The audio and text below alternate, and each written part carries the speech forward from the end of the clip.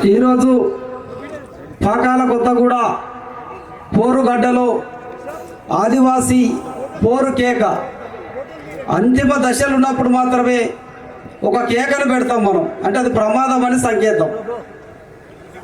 ఆ ప్రమాదం ఆదిమ జాతికి ఉన్నది కాబట్టి ఏ నిర్ణయం తీసుకుందాం సభ కంటే ఇది అంతిమ యుద్ధమైనప్పుడు అది ఖచ్చితంగా కూడా తుడుందెబ్బ స్టేజీ మీద ఉన్న పెద్దలు, తుడుందెబ్బ వివిధ జిల్లాల ప్రతినిధులందరూ కూడా ప్రత్యేకంగా ఈ సభ నుంచి వెళ్ళి ఉదయ వందనాలు. ప్రధానంగా ఇదంతా కూడా ఈ రోజున గత 15 రోజుల నుంచి వెళ్ళి భారత రాజ్యాంగంలో ఒక గొప్ప ఆయుధం ఆర్టికల్ 19 క్లాస్ 1 అది నలిగిపోతుంది. ఒక 15-20 రోజులుగా మహబూబ్ జిల్లాలో ఒక పక్క లంబాడా సామాజిక వర్గం, ఒక పక్క ఆదివాసీల ఆవేశం, ఆ రెండింటి మధ్యలో పోలీస్ శాఖ తర్జన భర్జనలు పడుతూ శాంతి భద్రతల పరిరక్షణ, ఇంకో పక్క హక్కుల పరిరక్షణ, ఇంకో పక్క స్వేచ్ఛ పరిరక్షణ బాధ్యతను మోస్తూ గౌరవనీయులు మా వినయ్ సిఎస్ఆర్ గారు మన కోయ చర్చలు జరుపుతూ అసలు ఇక్కడ సభే పెట్టొద్దన్న సందర్భంలో అనేక మందితో చర్చించి శాంతియుత మార్గంలో మనం సభ పెట్టడానికి అవకాశం కల్పించిన ప్రత్యేకంగా మా పోలీస్ శాఖ అందరికి కూడా ఎస్పీ గారి నుంచి వెళ్ళి కింద మా ఎస్ఐ గారు, కానిస్టేబుల్ గారు కూడా ప్రత్యేకంగా ఆదివాసీ సమాజం ఉదయ వందనాలు. మనం పోరాట మార్గంలో 2 రకాల పద్ధతులు చూసినాం. ఎందుకంటే 20 ఏళ్ళుగా ఉన్నాం తుడుందెబ్బ ఉద్యమంలో, 18 ఏళ్ళుగా ఆదివాసీ విద్యార్థి సంఘం ఉద్యమంలో ఉన్నాం. ఆదివాసీ విద్యార్థి సంఘం అంటేనే అదొక కనిపించని బుల్లెట్, అది ఎక్కడ తిరుగుతుందో అర్థం కాదు.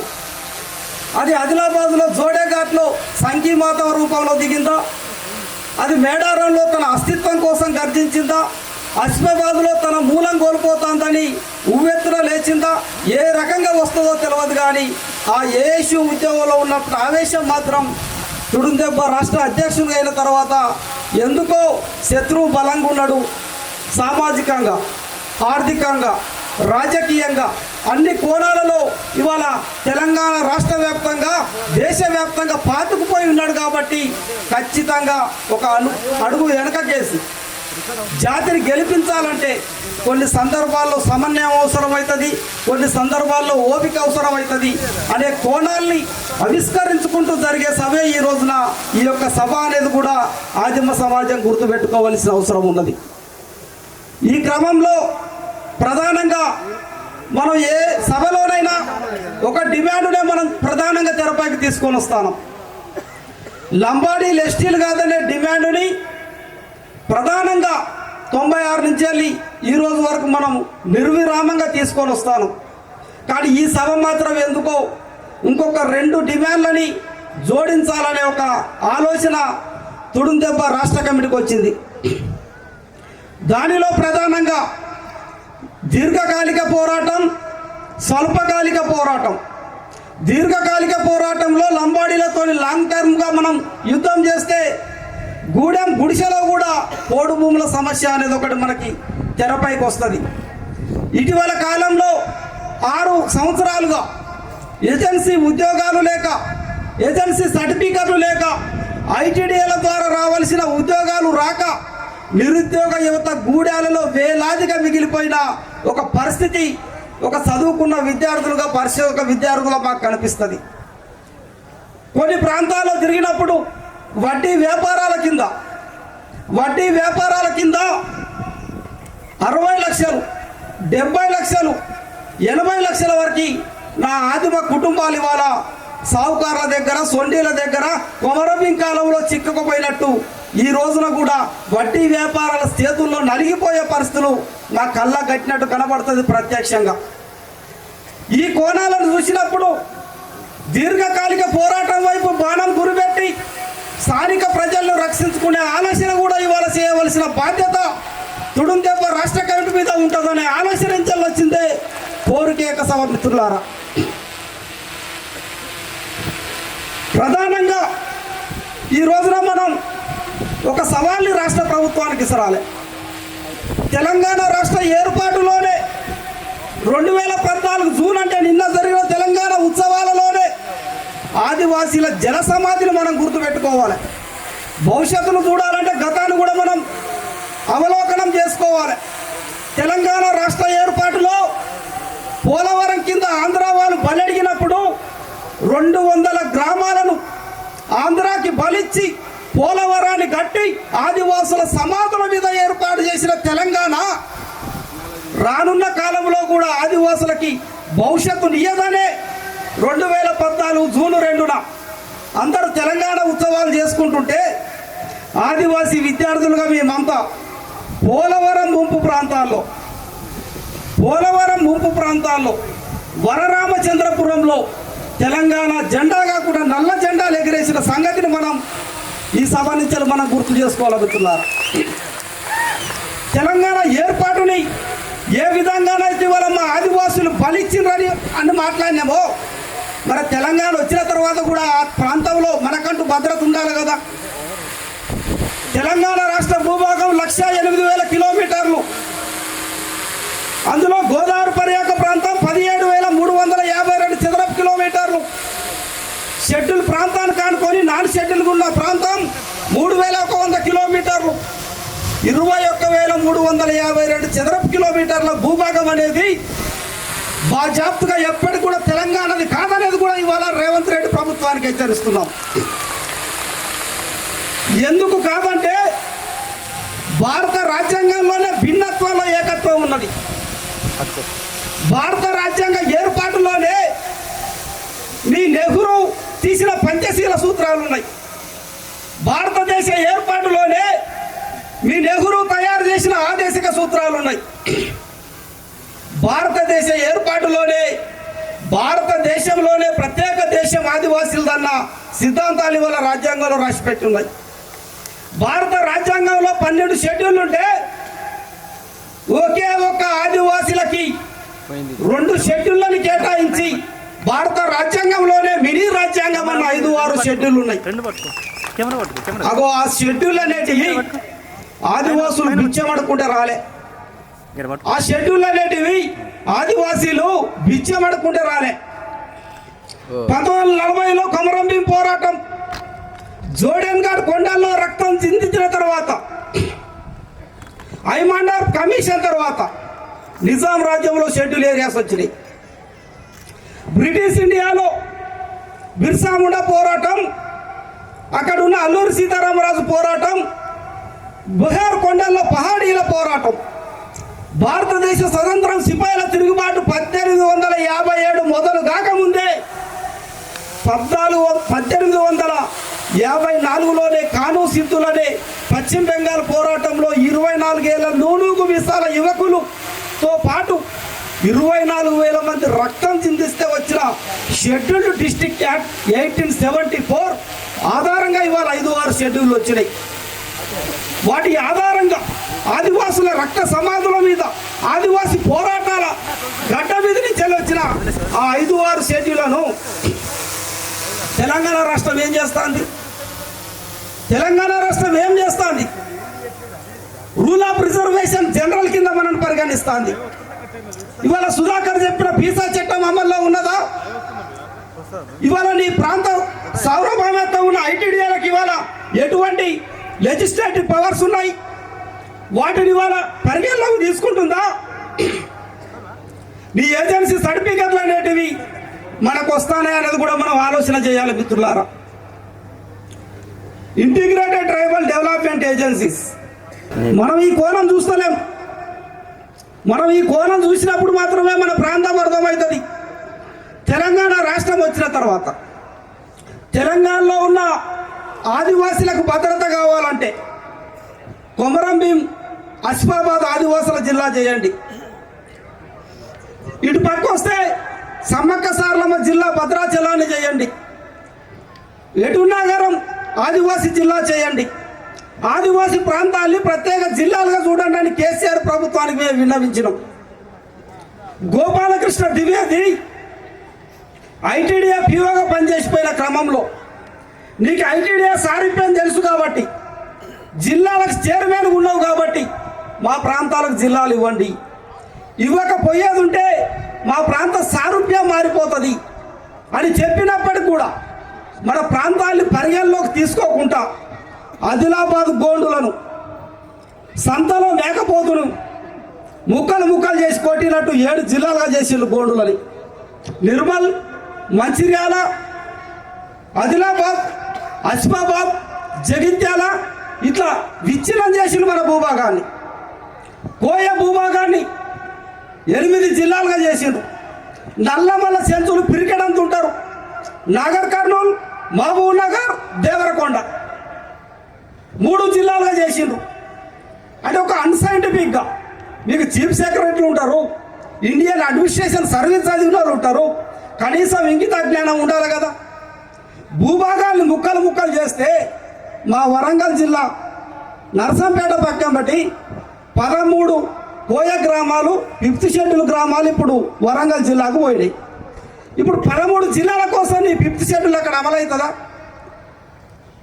ఇవాళ ఐటీడీఏలు ఎట్లయిపోయినాయి? ఎడ్ల కొట్టం కంటే దారుణంగా తయారైపోయినాయి. ఒకప్పుడు ఐటీడీఏ అంటే జిల్లా కలెక్టర్ కన్నా ఎక్కువ సింగిల్ లైన్ అడ్మినిస్ట్రేషన్ పవర్ ఉండేది. ఇవాళ ఏమైపోయినాయి? ఇగో ఈ పరిస్థితుల్లో కూడా చదువుకున్న విద్యార్థులుగా, యువకులుగా మనం ఆలోచన చేయాలి మిత్రులారా. జిల్లాల విభజన తర్వాత ఐటీడీఏల ద్వారా రిక్రూట్మెంట్ జరగాలనే ప్రతిపాదన పెట్టినాం. గత ప్రభుత్వం 2018 నూతన జోనల విధానం తీసుకొచ్చేటప్పుడే ఆదివాసుల గొంతు కోసుడు అనేది మొదలైంది.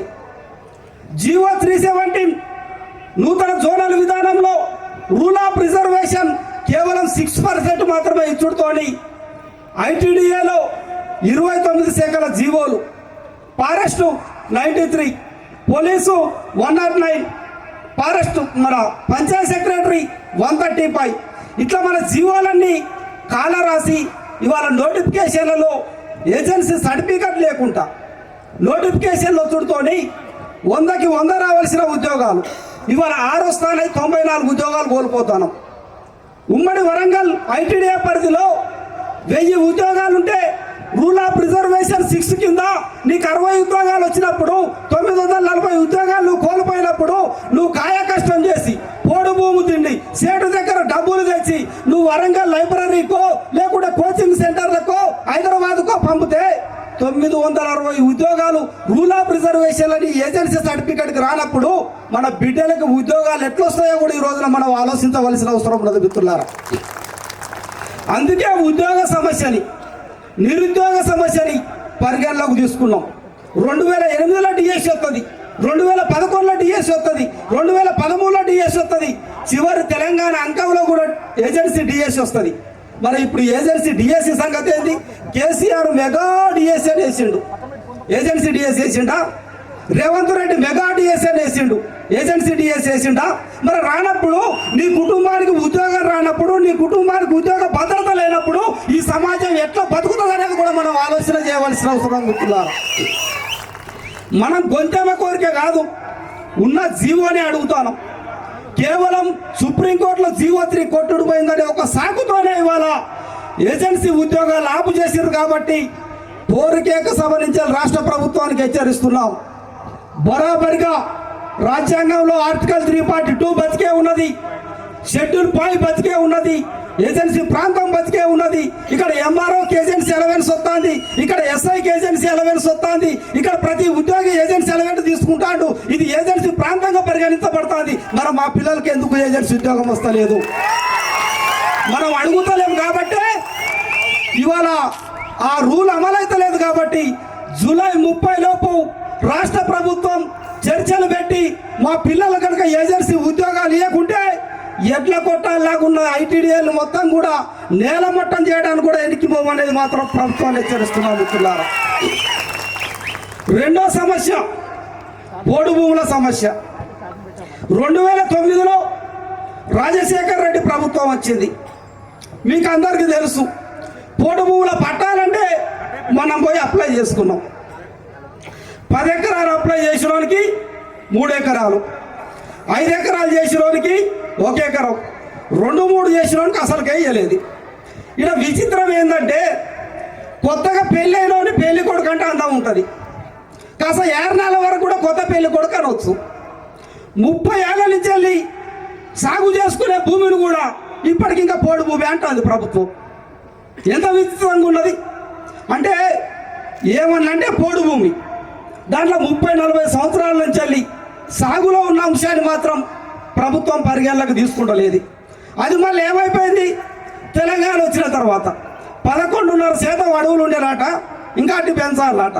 మరి పెంచాలంటే డైరెక్ట్గా ప్రభుత్వానికి మన భూములే కనిపిస్తాయి. ఇప్పుడు 5 ఎకరాలు అప్లై చేసుకున్న వాళ్ళకి 2 ఎకరాలు పట్టా వచ్చింది, 3 ఎకరాలు మిగులు భూమి.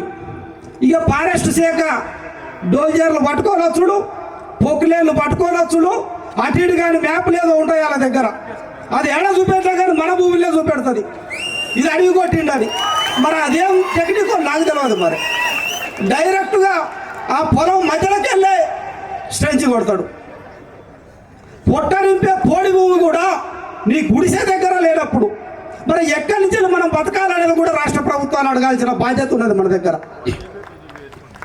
ఆ ఖాళీ భూమిలో హరితహారం పేరిట మొక్కలు పెడతాడు, గట్టిగా అడిగితే కేసులు. ఇగో ఈ రకంగా ఆదివాసీ ప్రాంతంలో పోడు భూముల సమస్య దారుణంగా ఉన్నది. బరాబరిగా 3,29,000 ఎకరాల పెండింగ్ భూమి TRI ట్రైబల్ వెల్ఫేర్ డిపార్ట్మెంట్ హైదరాబాద్లో ఉన్నది. దాన్ని రీసర్వే చేయాలి, బయటకు తీయాలి. బరాబరిగా ఆదివాసులు సాగు చేసుకుంటున్న ఏవైతే భూములు ఉన్నాయో పట్టాలు ఇవ్వాలి. ఈ రోజున రోహిణి కార్తీ పూర్తి చేసుకుంటాను. రోహిణి అయిపోయిన తర్వాత పైకి చూసి వర్షం ఎప్పుడు పడుతుందో అంచనా వేయాలి. పైన ఎప్పుడు వర్షం పడుతుందో తెలియదు, కింద నువ్వు ఎప్పుడు పంట వేయాలో తెలియదు. మరి ఈ రకంగా పరిస్థితి ఉన్నప్పుడు ప్రభుత్వం గిరి వికాస్ కింద తీసుకొచ్చిన బోరు విధానం ఏదైతే ఉన్నదో ఈ పట్టాలు ఇచ్చుకుంటా ఇవాళ మన భూములలో గిరి వికాస్ బోర్లు వేయాలనేది కూడా తుడుందెబ్బ డిమాండ్ చేస్తుంది. రోహిణి కార్తీ తర్వాత కనుక ఇప్పుడు మాత్రం అటవీ శాఖ ఆగడాలు మాత్రం సహించేది లేదు. మేము పొక్కులేళ్ళు పట్టుకొని వస్తాం, మేము ఆ గూడెలలో స్ట్రెంచులు కొడతాం, మొక్కలు పెడతామంటే బరాబరిగా కొమరం భీం ఏమైతే చెప్పిండో నీ నేల కోసం, నీ అడవి కోసం, నీ భూమి కోసం, నీ పాలన కోసం ఎట్లయితే కొట్లాడన్నాడో గుతుపాలు మరలేసి చింతచెర్ల కేలాడ తీసి గానులో మొత్తలు పెట్టి వచ్చే బాధ్యత తుడుందెబ్బ తీసుకుంటానేది కూడా ప్రభుత్వానికి హెచ్చరిస్తున్నాం. మా హక్కును మాకు ఇస్తావా, మా పోరాట రూపం ఏదో చూపెట్టాలా అనేది కూడా రాష్ట్ర ప్రభుత్వానికి హెచ్చరిస్తున్నాం. ఇవాళ అడుగుతాను, కేసీఆర్ గతంలో ఉండే ఇప్పుడు రేవంత్ రెడ్డి ఉన్నాడు. కాళేశ్వరం కింద 1,00,000 ఎకరాలు, మేడిగడ్డ కింద 1,00,000 ఎకరాలు, తుపగలూడెం బ్యారేజ్ కింద 7,50,000 ఎకరాలు, దేవదుల కింద 6,70,000 ఎకరాలు, కిందికి వస్తే సీతారామ కింద కూడా 20,00,000 ఎకరాలు. 30 లక్షల ఎకరాలకి తెలంగాణ మైదాన ప్రాంతాలల్లో 3 పంటలు పండుతాయి.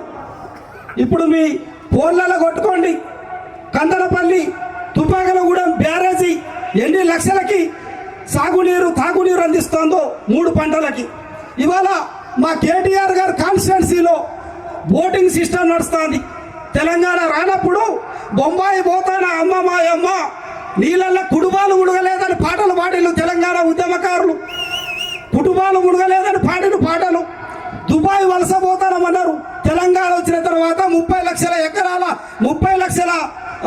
ఎకరాలకు సంబంధించిన గోదావరి నీటిని 100 కిలోమీటర్లు తరలించి నువ్వు హైదరాబాద్ పంపుకున్నావు, రంగారెడ్డి పంపుకున్నావు, కరీంనగర్ పంపుకున్నాం, నల్గొండ పంపుకున్నావు, మహబూబ్నగర్ పంపుకున్నాం. మరి ఇక్కడ గుడిసె కింద ఉన్న ఆదివాసికి 1 ఎకరానికి కూడా నీరెందుకు రాలేదో ఇవాళ రాష్ట్ర ప్రభుత్వం సమాధానం చెప్పాల్సిన అవసరం ఉన్నది. అంటే మేము వ్యవసాయం చేసుకోవద్దా, మేము పంటలు పండించుకోవద్దా? నా గోదావరి నీరు నువ్వు 100 కిలోమీటర్లు తరలించినావు అనే దాన్ని కూడా ఇవాళ మనం ప్రశ్నించాల్సిన అవసరం ఉన్నది మిత్రులారా. మూడో సమస్య వడ్డీ వ్యాపారాలు. నేను PhD చదివేటప్పుడు 1960 వడ్డీ వ్యాపారాల చట్టం చదివిన. ఈ అంబేద్కర్ ఎదురన్న ఆయనకి వడ్డీ వ్యాపారాల చట్టాన్ని రాసిండు, దీంతో ఉపయోగం కూడా లేదనుకున్నా. మొన్న మేము బంధాల లాంటి ప్రాంతాలలోకి మేము మా రాష్ట్ర కమిటీ బృందం పోయినప్పుడు ఒక్కొక్క కుటుంబం 20 ఏళ్ళుగా 30 ఏళ్ళుగా తీసుకున్న వడ్డీకి అసలు కట్టలేక వడ్డీ కట్టలేక 50 లక్షలు 80 లక్షల అప్పుంటే ఒళ్ళు జల్దరిచ్చింది మాకే. ఆ కుటుంబాన్ని బానిసలుగా మార్చుకుంటారు, భూములను గుంజుకుంటున్నారు. దారుణమైన పరిస్థితులని అక్కడున్న ప్రజలు మాకు ప్రత్యక్షంగా చెప్పిండ్రు. మద్యం మత్తులో తూల్తాళ్ళు వడ్డీ వ్యాపారస్తుల కింద నలిగే మా ఆదివాసులు వడ్డీలు కట్టలేక, ఆత్మగౌరవం కోల్పోలేక ఉరి పెట్టుకొని చచ్చిపోయిన సందర్భాలు ప్రత్యక్షంగా విచారణ చేస్తే నాకు అక్కడ కనపడతాయి. బరాబరిగా ఇక్కడ మా గౌరవనీయులు పోలీస్ శాఖ ఉన్నది. ఇమీడియట్లీగా సుమోటోగా వడ్డీ వ్యాపారాల చట్టం ప్రకారం షెడ్యూల్ పాయిలో వడ్డీ వ్యాపారాలు చేయడం అనేది నిషేధం. కాబట్టి వడ్డీ వ్యాపారాలు వీళ్ళు గుర్తించండి, వారి యొక్క లిస్టును మీరు తెచ్చుకోండి, ఆ కుటుంబాలతో మాట్లాడండి. ఆ కుటుంబాలకి న్యాయం చేయాల్సిన బాధ్యత కూడా ప్రభుత్వం పైన ఉంటుందనేది కూడా మేము హెచ్చరిస్తున్నాం.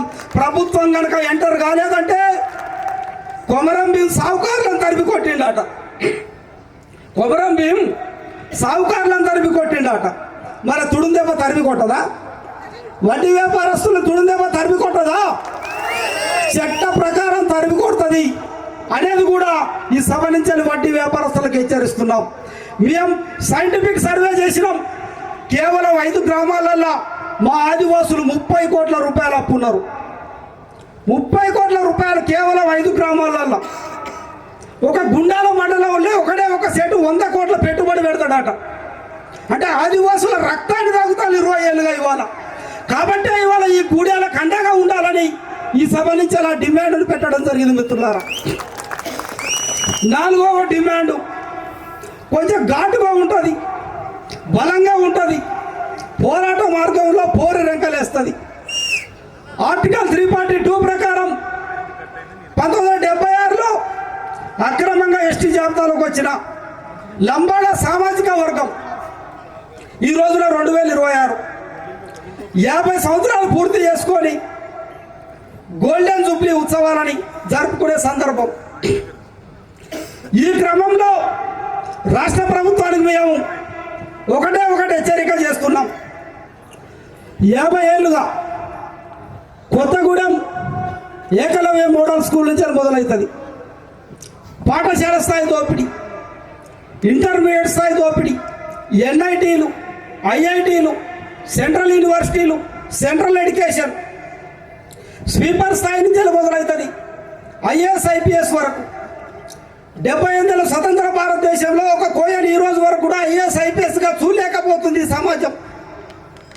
కానీ 129 మంది లంబాడా సామాజిక వర్గానికి చెందిన ప్రతినిధులు ఇవాళ ఐఏఎస్లు ఐపీఎస్లకు ఉన్నారు, డిప్యూటీ కలెక్టర్లకు ఉన్నారు, ఎంఆర్ఓలకు ఉన్నారు, ఎంపీడీఓలకు ఉన్నారు, ఉన్నత స్థాయి ఆఫీసర్లకు ఉన్నారు.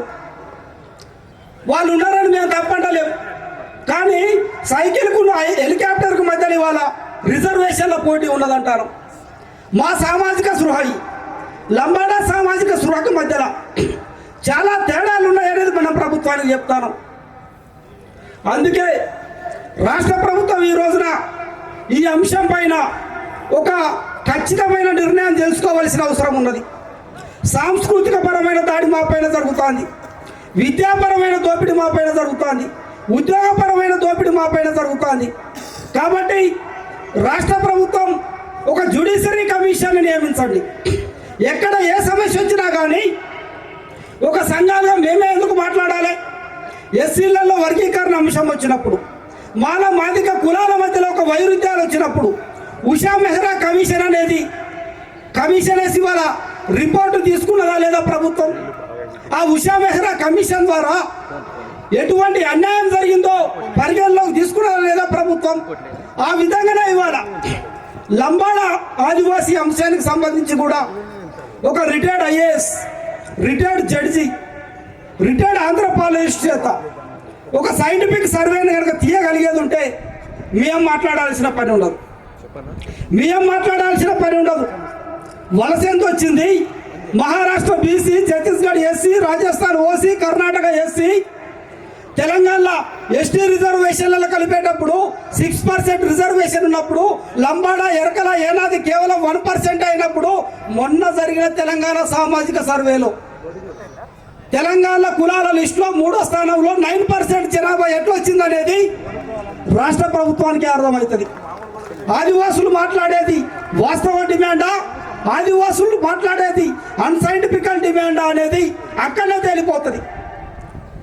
1% ఉన్న 9% ఎట్లా ఇలా అన్నకన్నా ఇవాళ చాలా స్పష్టంగా అర్థమైపోతుంది. ఇక్కడ గమ్మత్ ఏంటంటే తెలంగాణలో అనేక మంది మేధావులు ఉన్నారు.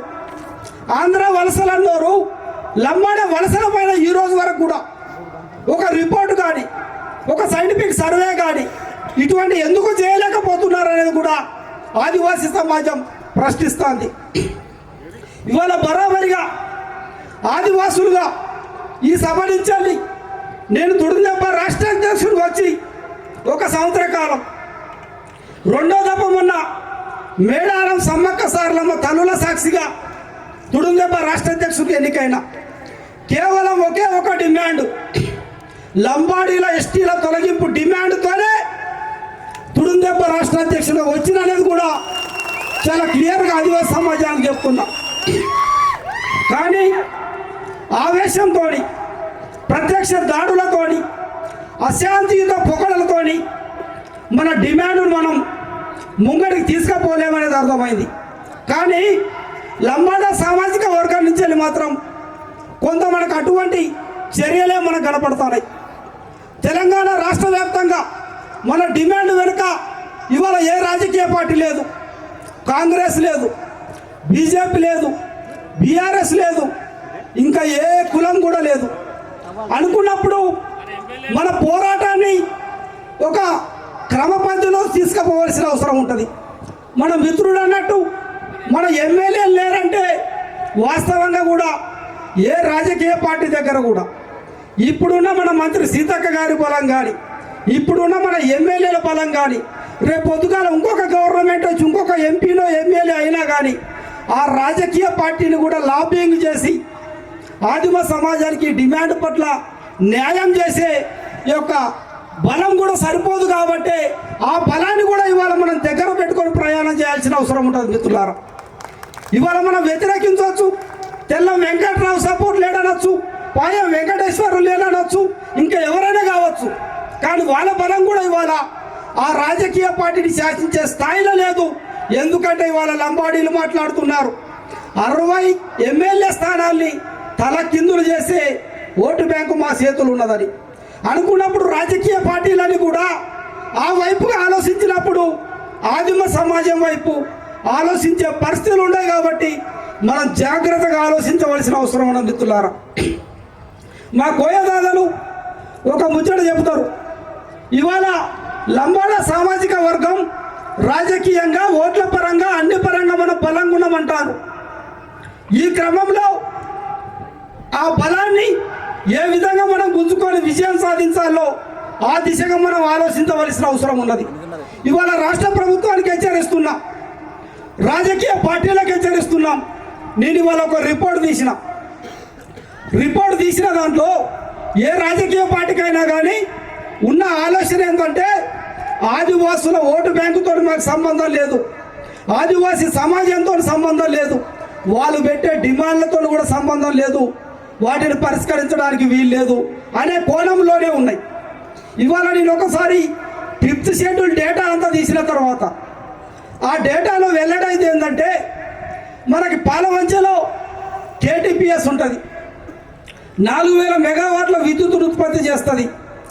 యాన్యువల్ ఇన్కమ్ 800 కోట్లు, 855 కోట్లు. దాని పక్కన బట్టి BPL ఉంటుంది, దాని యాన్యువల్ ఇన్కమ్ 1500 కోట్లు.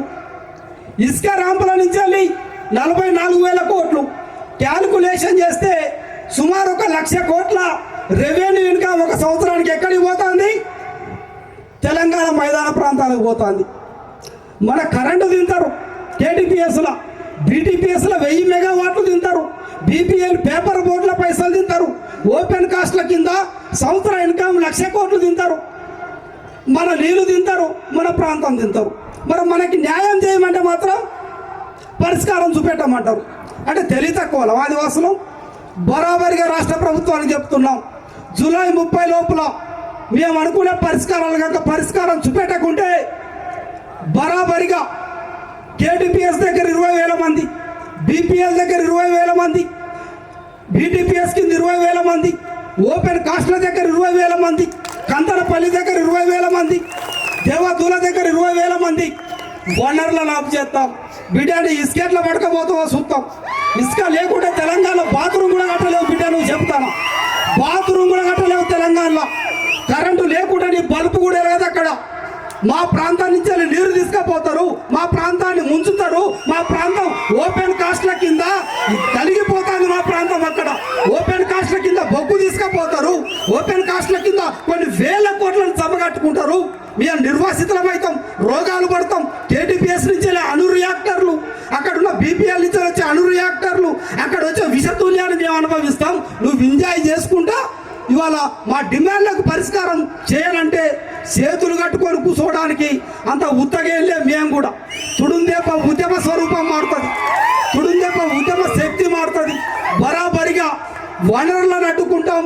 ఎట్లెట్లా తెలంగాణ అభివృద్ధి అవుతుందో చూస్తాం. నేను అందుకే ముందే అన్నా, తెలంగాణ 5వ షెడ్యూల్ ప్రాంతం ఎప్పటి కూడా ఒకటి కాదా నేను ముందే మాట్లాడినా. మరి నువ్వు తెలంగాణ రాష్ట్రంలో ట్రైబల్ అడ్వైజర్ కమిటీలు పెట్టకుండా, లంబాడ సమస్య పైన కమిషన్ ఇవ్వకుండా, నా పోడు భూములకు పట్టాలు ఇవ్వకుండా, నా పిల్లలకి ఏజెన్సీ ఉద్యోగాలు ఇవ్వకుండా, నా జీవోలు అమలు చేయకుండా, నా చట్టాలు అమలు చేయకుండా నువ్వు ఎంజాయ్ చేస్తానంటే మరి మేమెట్లా పోనిస్తాం? అంత ఉత్తగానే ఉన్నామా? 1,00,000 మంది లేమా? 1,00,000 లేమా? అరుణ్ కుమార్ ఒక్కడే లేడు కదా, 1,00,000 మంది ఉన్నామా లేమా? ఇదే పరిస్థితిని రేవంత్ రెడ్డి ప్రభుత్వానికి మేము హెచ్చరిస్తున్నాం. దయచేసి పరిగణలోకి తీసుకోండి, దయచేసి పరిగణలోకి తీసుకోండి. 47 డిగ్రీల ఎండలో 25 రోజుల పాటు కేవలం 3 రోజులే పండుకున్నాం. అది ఎండ అయినా రాత్రి అయినా 25 రోజులు తిరిగి ఇక్కడ సభ పెట్టామంటే ఆశామాసిగా ఏం పెట్టలే. పరిశోధక విద్యార్థులు 30 రాష్ట్రాలు తిరిగినాం. 5th and 6th షెడ్యూల్ మీద 2016లో నేను పిహెచ్డి చేసిన. మేఘాలయ రాష్ట్రంలో కాశీ ట్రైబల్ మీద పిహెచ్డి చేసిన. కొమరం భీం చరిత్ర చదివినా, బిర్సా ముండా చరిత్ర చదివినా, సమ్మక్క చరిత్ర చదివినా, మొన్న సమ్మక్క గుడి కట్టిన. ఈ దేశ చరిత్ర పైన, ఈ దేశ మూలం పైన, ఈ దేశ వారసత్వం పైన ఒక స్పష్టతతో చెబుతున్నా. బరాబరిగా నా హక్కులు కనుక అమలు కాలేదంటే రేవంత్ ప్రభుత్వానికే సవాల్ ఇస్తున్నాం. తుడుందెప్ప సెల్ఫ్ రూల్ ఇంప్లిమెంటేషన్ చేస్తుంది, తుడుందెప్ప 5th షెడ్యూల్ ఇంప్లిమెంటేషన్ చేసుకుంటుంది, తుడుందెప్ప నా ప్రాంతాన్ని కాపాడుకోవడానికి చట్టపరంగా ఇవాళ హక్కు సాధించడానికి చైతన్యం అవుతుంది. ఈ సభ నుంచి వెళ్ళి జూలై 30 గడువు. 30 తర్వాత మా కార్యాచరణలు మారిపోతాయి. ప్రజాస్వామ్య పద్ధతులే, తుపాకులేం పట్టం. మేము చదువుకున్న విద్యార్థులు అంబేద్కర్ ఇచ్చిన ఓటును ఎట్లా ఉపయోగించుకోవాలో తెలుసు, డెమోక్రసీ తెలుసు. కాబట్టి రాష్ట్ర ప్రభుత్వం పరిగణలోకి తీసుకోలేని ఎడల జూలై 1వ తారీఖున మా యొక్క సమావేశం ఉంటుంది. దాని తర్వాత మా కార్యాచరణ అనేది ఇంప్లిమెంటేషన్ అవుతుంది. కాబట్టి దయచేసి ఈ రోజులలోనే ముఖ్యమంత్రి గారు మాకు అపాయింట్మెంట్ ఇవ్వాలి, ముఖ్యమంత్రి గారు మాతో కూర్చోవాలి. గౌరవ ముఖ్యమంత్రి గారు కూడా ఎన్నికల సందర్భంలో మాకు ఇచ్చిన హామీలే, కొత్తగా మేమేం కూడా అడుగుతలేం. చర్చించాలి, ఆదివాసులకు ఏం కావాలో అడగాలనే విన్నపాలు చేస్తున్నామని. అదేవిధంగా ఈ 30 లోపు కనుక డిమాండ్ పరిష్కారం కాకుంటే ఖచ్చితంగా ప్రత్యక్ష కార్యాచరణ ఉంటుందని తెలియజేస్తూ ఈ సభకు వచ్చినటువంటి ఆదిమ సమాజానికి అందరూ కూడా ప్రత్యేకంగా ఉదయవందనాలు తెలియజేస్తూ ముగిస్తారు.